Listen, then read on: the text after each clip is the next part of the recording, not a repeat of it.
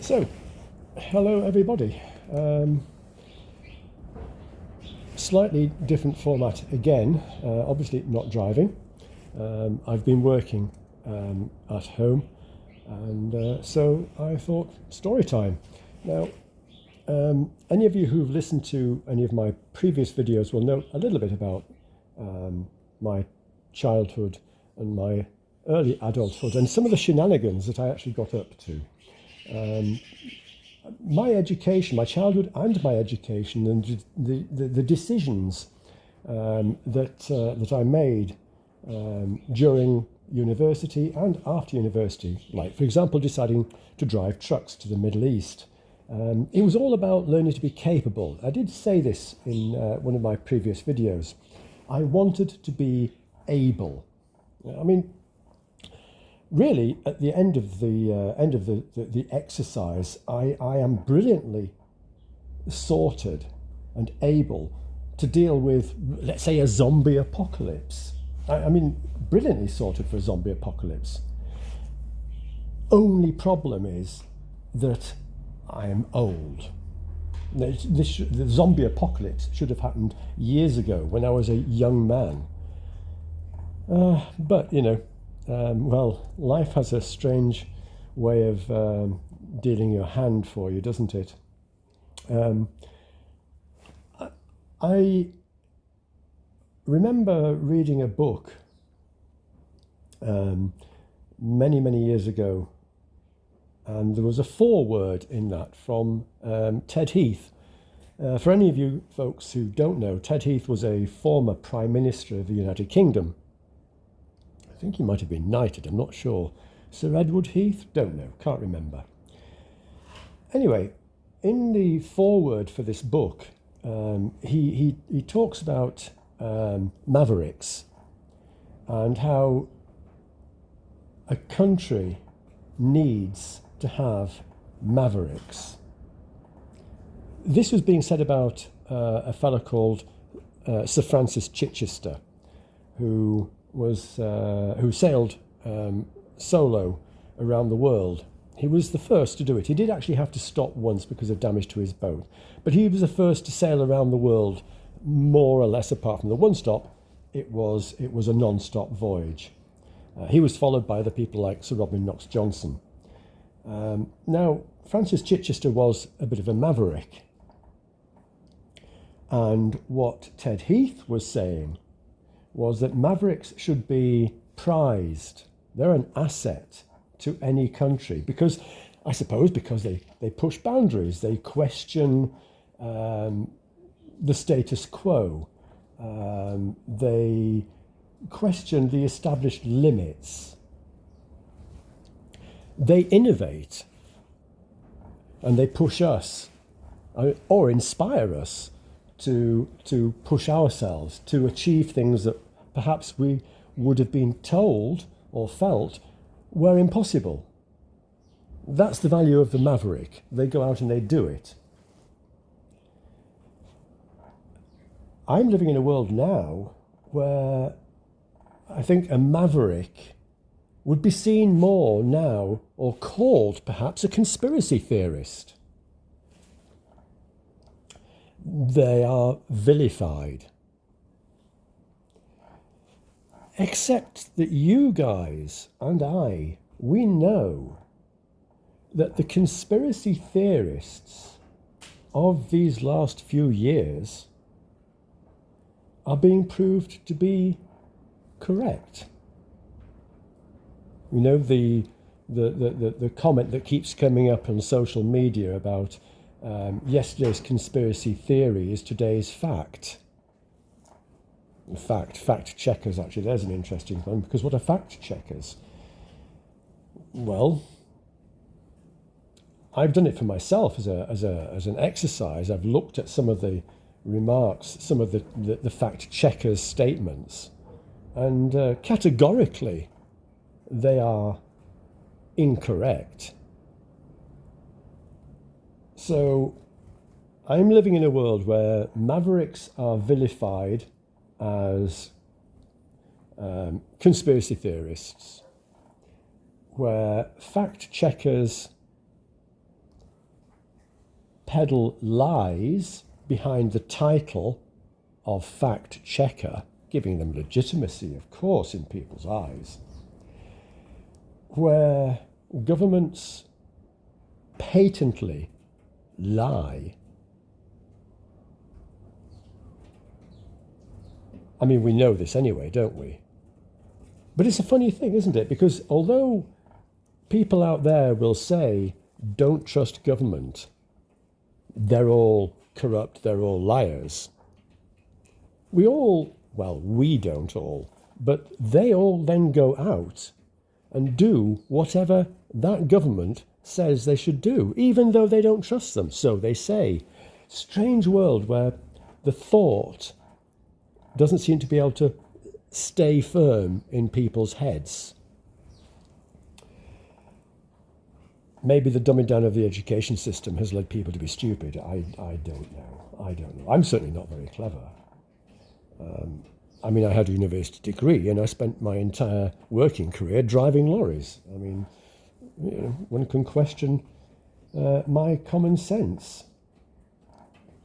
Anyway, fact checkers who tell lies, governments who are utterly corrupt, beyond redemption, beyond repair. There is, I'm afraid, from my point of view anyway, and it is purely my point of view, there is no point in saying, well, we are going to vote out Party A and vote in Party B because they'll sort it out, because Party B won't, because Party B is also just the same as Party A. If it wasn't, it wouldn't be allowed to enter an election and run the United Kingdom, or the United States of America for that matter, or Germany or France. They all piss in the same bucket. They all feed out of the same trough, don't they? So, I'm living in an upside down world. And I'm an old man. Blasted pity, I'll tell you. I have environmentalists trying to save the planet. Wonderful, wonderful, wonderful. I mean, the fact that climate change is not uncommon. In fact, the planet excels at climate change. It has done it repeatedly. This is a very benevolent time that we're in. Wonderful time for us. Wonderful climate. But this is very unusual for the planet. We don't want to go into interglacial periods and discussions about that. You've all heard it all before, and you all know this kind of stuff. But I've got these people, and they're telling me to buy new things, get rid of wood-burning stoves that the government told us to put in, and replace it with ground source, those, whatever they are, those things, those ground source things. I inquired about them once. Blooming heck, they're expensive. Anyway, get rid of that. Get solar panels. Get rid of your central heating systems. Buy a new electric car. It will save the planet. I'll tell you what might save the planet a little bit better is if we all stopped buying things. I mean, the car that you're actually seeing in this video, this car is 50 years old. It's a small family car, carries 5 people, got a boot, get plenty of luggage into the boot or the trunk if you're listening in America, which I think 1% of the people who watch these videos actually are in the USA. So if you are, hello, you guys in the USA. And please tell me if your country is as insane as mine. I have the feeling it is, but do please tell me. I have a lot of family who live in the United States, and I'm not in contact with them. So I'd love to hear your comments from the good old US of A. Anyway, 50 years old, I think that's a very respectful use of scarce resources because it's 50 years old and it works and I look after it and still can use it. It's also very economical, by the way, and incredibly easy to fix because it doesn't have thousands of pounds worth of computer equipment in it monitoring everything and going wrong as well, requiring a whole industry behind it to fix it and sort it, or to junk it because it can't be updated or whatever. So very simple, very old, mechanical. Everything's mechanical, and I can still get parts for it, and it's incredibly easy to fix and incredibly reliable. That is a very respectful conservation of scarce resources. Maybe we should all have kept the cars we first bought and just kept repairing them when they needed things doing to it. Keep it on the road. Don't buy new. Of course, the car industry, the motor industry, wouldn't have liked that very much, would it? Because, of course, they wouldn't have made the vast fortunes that they have made, making us buy the latest model, the latest registration plate, the latest Bluetooth attachment inside for the sound system. You know, hey-ho. Environmentalists, take heed. I think I'm doing a far better job of conserving the planet's resources by keeping this car on the road and not buying a new one every 2, 3, 4 or 5 or 6 years. I don't fly anywhere. I haven't flown in over 40 years. I think flying is a massive carbon footprint issue, isn't it? I don't go on foreign holidays. Now, if you want a foreign holiday, that's fine. But do not tell me that I have to change my lifestyle, because I have a very low carbon footprint. We grow a lot of our own food. We have old vehicles. We maintain them and keep them on the road so we don't have to keep buying new. So we don't fund massive industries producing more and more junk, actually, that we go out and buy as a consumer. I mean, that's our job, isn't it? That's how the government wants us to be. The corporation. The government is a corporation or an extension of the corporation. I think actually it is a corporation. But they want us to be consumers. That's what we are. We consume. They give us money. We consume with it the things that their friends are making. You know, wonderful system, self-perpetuating, apart from the fact that, of course, scarce resources. So, 50-year-old motor car, still on the road. I don't fly anywhere.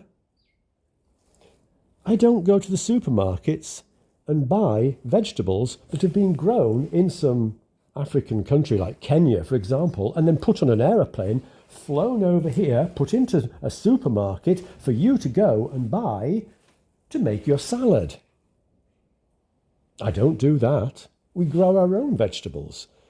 And if it's exotic and we can't grow it, well, we don't have it. We don't need it. Each country has its own vegetables, its own fruits that are quite adequate for our nutritional needs. I don't have to have a star fruit. I can eat an apple.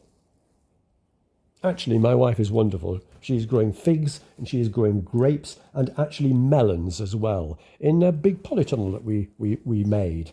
And this is the far north of Scotland. And I don't just mean Aberdeen. We are the far north of Scotland. There is nowhere else to go. You step off here into the sea. Next stop, the Orkney Isles.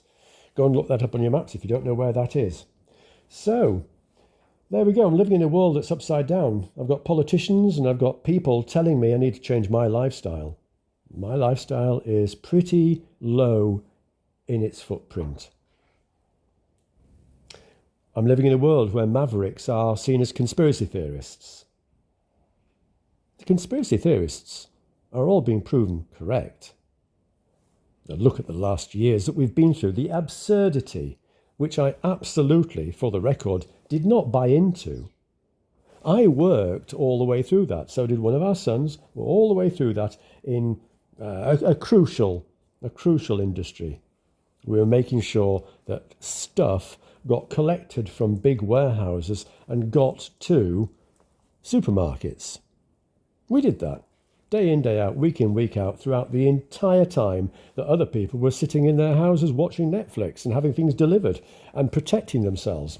Well, you guys out there, not you folks listening, but you guys out there who may pick up on this video, just let me remind you that you sat at home watching Netflix, protecting yourself in fear. In fear? We were out there every single day, travelling up and down the length and breadth of the United Kingdom to make sure that you got your pistachios, your lattes, and whatever else you wanted for your very comfortable lifestyle. Oh, and by the way, we didn't get paid any extra money for doing any of this. No. Not only did we not get paid extra money, but we also had a lot of the facilities that we required removed from us, like toilets. That's okay. That's okay. While you guys were sitting at home watching Netflix, we took a bucket with us and bottles of water.